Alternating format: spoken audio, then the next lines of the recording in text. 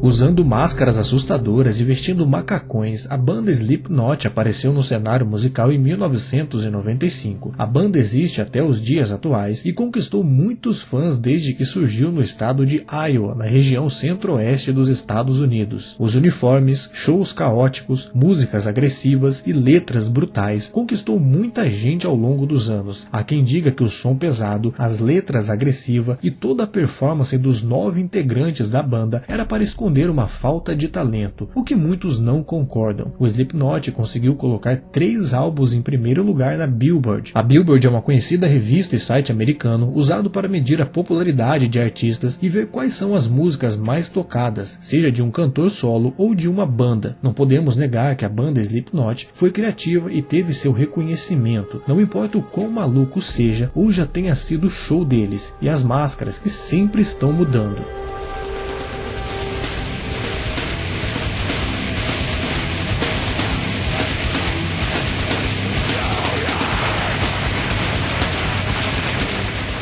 A banda é formada por 9 membros, como vocês podem imaginar, formada por várias personalidades, um diferente do outro. E o mesmo podemos falar dos personagens estranhos de cada máscara, que parece que saíram de algum filme de terror. Cada uma das máscaras foram feitas sob medida para cada um dos integrantes da banda. Nada foi comprado pronto. Há quem diga que as máscaras são apenas adereços, uma peça para enfeitar e chamar mais a atenção. Outros já dizem que existe todo um significado por trás de cada máscara feita para cada um deles. O fato é que a história da banda está cheia de eventos estranhos e tragédias envolvendo seus integrantes, e quando perguntado para eles, quase todo mundo do grupo tem uma história estranha para contar. Vamos ver então acontecimentos que já marcaram a banda e deixaram seus integrantes assustados. Essa é a história do Slipknot.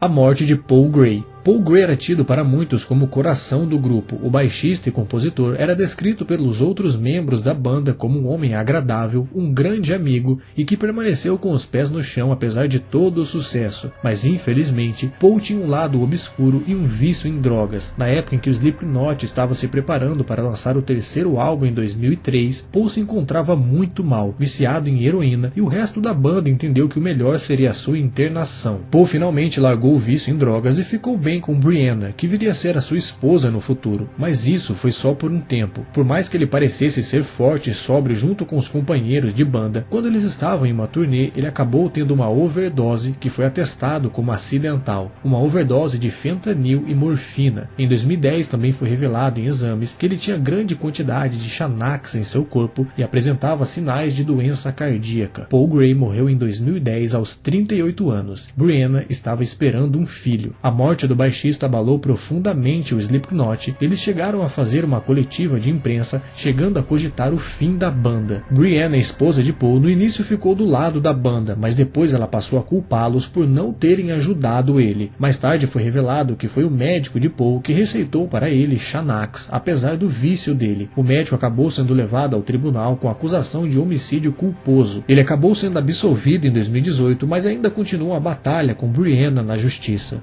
Chris Finn processou o Slipknot. Em 2019, uma tempestade atingiu uma frágil estrutura do grupo que estava montada para um show. O percussionista Chris Finn, que estava no grupo desde a sua fundação, ele é o que usa máscara com o nariz comprido. Ele entrou com um processo contra o resto do grupo, alegando que a estrutura e os negócios da banda Slipknot estavam confusas e que outros membros da banda estavam desviando, roubando o dinheiro da banda, e isso estava comprometendo as estruturas e equipamentos em seus shows. Chris Finn exigiu que uma contabilidade fosse feita abertamente para ver se a parte financeira da banda estava em dia. O resto do grupo não gostou das ações dele e expulsaram Chris do grupo. Uma declaração foi publicada e você pode ler ela completa no site Loadwire. A declaração diz, abre aspas, Chris sabe por que não faz mais parte do Slipknot. Estamos desapontados por ele ter escolhido apontar o dedo e fazer reivindicações, ao invés de fazer o que era necessário para continuar a fazer parte do Slipknot. Teríamos preferido que ele não tivesse seguido o caminho que seguiu, mas mas a evolução em todas as coisas é necessário, faz parte da vida. Fecha aspas. E de acordo com outro site, Chris Finn deu nome a quem estaria desviando o dinheiro da banda e não falou de todos. Ele falou especificamente de Corey Taylor, vocalista e líder da banda, e de Shaw Crow, como as pessoas que estariam desviando o dinheiro da banda e recebendo mais do que deveriam. Apesar de tudo isso, das acusações e de terem expulsado ele da banda, Chris tem esperança de um dia retornar ao Slipknot. Shaw, o palhaço, quase se afogou em uma cena que deu errado. Shaw Crow, o integrante com máscara de palhaço, já foi falado em entrevistas que ele é um dos mais malucos do grupo, digamos assim. Shaw já fez loucuras durante os shows sem nenhum tipo de aviso prévio para os companheiros de banda, para quem organizava ou para o público. Ele realmente se arrisca. A esposa dele já chegou a falar que ele estava indo longe demais, só que um incidente em particular fez ele rever as suas loucuras de palhaço no palco. Uma das acrobacias que ele fazia era pular de cabeça em uma lata de lixo, só que certa vez no evento de rock Ozzy Fest, o barril onde ele pulou de cabeça estava com água e ele ficou preso. Por mais ou menos 35 segundos, a cabeça de Shaw ficou submersa na água e ele falava que tinha certeza que não sairia dali vivo. Ele foi retirado, mas a experiência fez com que Shaw, o palhaço, se controlasse muito mais durante as apresentações.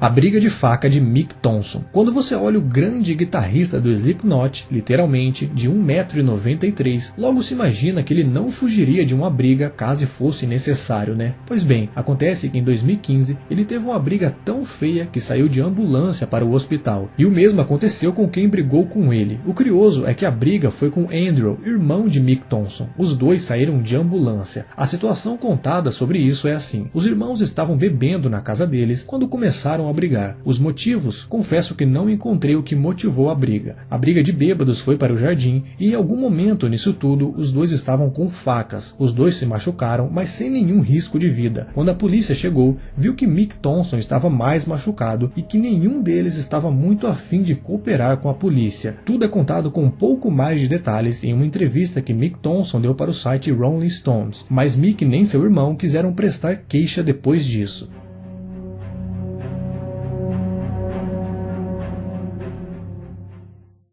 A quase morte na adolescência de Corey Taylor. Muitos membros do Slipknot tiveram momentos difíceis em suas vidas, mas poucos começaram tão cedo quanto o vocalista Corey Taylor. Corey tinha 15 anos e vivia em um parque de trailers, onde o próprio cantor já falou que o que tinha para fazer ali era bem limitado. Ou era ele usar drogas, ou fazer sexo. E o que o jovem Corey Taylor fez? Se envolveu com drogas. Corey Taylor desenvolveu um gosto por narcóticos. Ele gostava particularmente de cocaína e metanfetamina, a ponto de quase o matarem. Uma vez ainda na adolescência, ele acordou do lado de uma lata de lixo a 20 quilômetros de casa, sem camisas, sem sapatos e com sangue no rosto. Ele se lembrou só depois que tinha passado alguns dias em uma festa e acha que teve uma overdose, e ao invés de levarem ele ao hospital, seus amigos apenas jogaram ele naquele lugar, imaginando que ele estava morto. Por mais assustador que tenha sido a experiência, teve um lado positivo. Durante a longa caminhada de volta para casa, Corey decidiu que precisava sair daquele lugar. Não só sair e voltar para casa, mas sair daquela realidade e mudar a sua vida.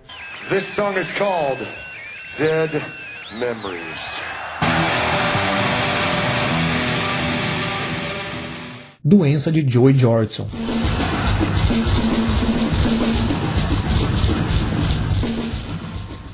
A primeira grande mudança na formação do Slipknot desde a morte de Paul Gray foi em dezembro de 2013, quando a banda demitiu o baterista Joey Jordison. Toda a situação foi um mistério, já que o vocalista Corey Taylor falou que a decisão foi extremamente dolorosa. O baterista Joey Jordison era claramente importante para o grupo. Por que então ele saiu da banda? A verdade não tinha aparecido até 2016, quando Joey revelou que a sua saída foi motivada por uma condição médica. Joey Jordison sofria de uma forma de esclerose chamada mielite transversa. Isso fez ele perder parte do movimento de suas pernas e deixou ele incapaz de tocar bateria por meses. Ele conseguiu afastar a doença e voltou a tocar bateria, e não guardou nenhuma mágoa em relação à sua ex-banda. Joey Jordison faleceu em 2021.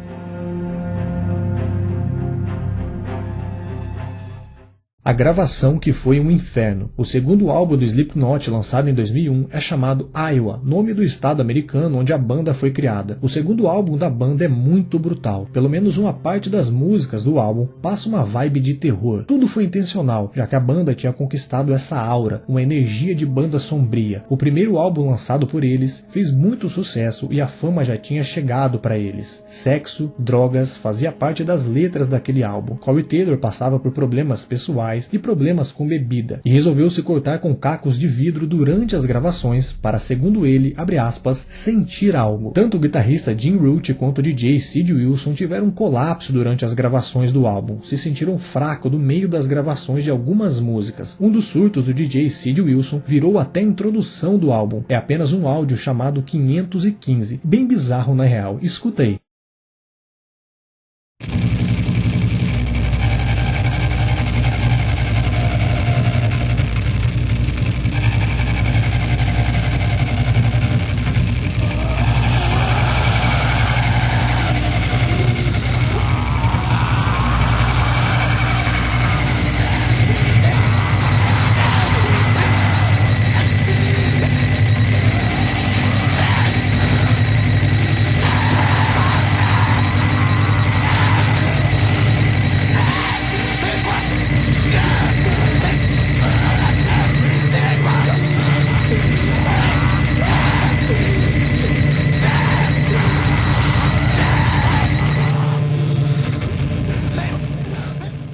Depois que o álbum foi feito, as coisas não ficaram mais fáceis para eles. A banda estava desgastada e agora tinha que lidar com a gravadora, que teria que esperar de forma amigável para que as músicas do álbum tocassem e fossem um sucesso. Eles teriam que descobrir uma forma de trabalhar em cima daquele álbum maluco deles que foi o Iowa. Mesmo com uma turnê do álbum e toda a divulgação, tudo isso trouxe pouco alívio para o Slipknot. O álbum Iowa saiu uma semana antes do 11 de setembro. A música agressiva da banda foi banida em muitas estações de rádio após o ataque terrorista. Slipknot e um ataque em escola. No ano de 2008, o Slipknot estava passando por uma fase difícil. Uma matéria publicada no site The Guardian em 2008 fala que a banda foi forçada a cancelar vários shows porque o baterista Joey Jordison quebrou o tornozelo. Mas algo pior tinha acontecido na África do Sul, em uma cidade chamada Krugersdorp. Um estudante de 18 anos invadiu uma escola portando uma espada e golpeou várias pessoas, enquanto ele vestia uma máscara e uma fantasia que lembrava a roupa de palco do baterista Joey Jordison. O aluno matou uma pessoa e feriu outras duas. Logo as pessoas começaram a falar da banda. Um diretor da escola chegou a falar que a música era satânica e causava má influência nos jovens. O Slipknot no começo recusou a comentar sobre o caso, mas depois Corey Taylor disse que estava em choque e também falou que a banda e sua música não poderiam ser culpadas pelas ações de uma pessoa perturbada. As autoridades sul-africanas concordaram com o vocalista e chegaram a falar que as acusações à banda não deveriam ser levadas a sério e que alguém por vontade própria poderia matar outra pessoa e não por conta de uma banda. O assassinato de San Bernardino. O Slipknot já existe há bastante tempo e hoje as pessoas meio que já sabem o que esperar das músicas da banda, mas lá em 2003 eles ainda eram relativamente novos. O álbum mais novo na época era o já citado no vídeo Iowa e era muito fácil ver pessoas chocadas e se impressionando com o estilo da banda. Talvez seja por isso que a polícia da época ligou a banda ao assassinato cometido por dois fãs de metal em San Bernardino, na Califórnia. Um rapaz de 20 anos e outro de 16 esfaquearam outro de 22 por mais de 20 vezes. E eles afirmaram que estavam ouvindo o Slipknot antes e depois da ação. Eles falaram que estavam escutando especificamente a música Disaster Piece.